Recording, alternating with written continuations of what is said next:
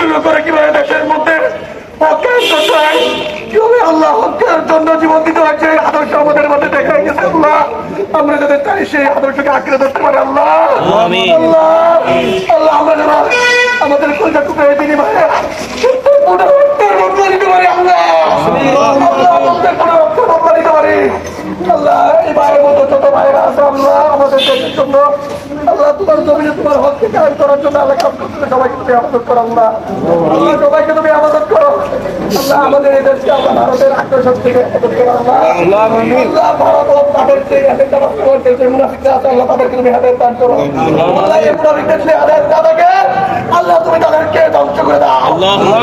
এই মুনাফিকদের যদি হেদায়েত থাকে হেদায়েত দাও, হেদায়েত না থাকলে ধ্বংস করে দাও আল্লাহ। আমাদের সকল ভাইকে দেখে তুমি কবুল করো আল্লাহ। উসমান হাদি ভাইয়ের মতো করে আমাদেরকে আমাদের রক্তকে পবিত্র রক্তকে তোমার জন্য তোমার দিনের জন্য কবুল করো তৌফিক দান করো আমিন। আল্লাহ খতম করি অবশ্যই মুমিনিন।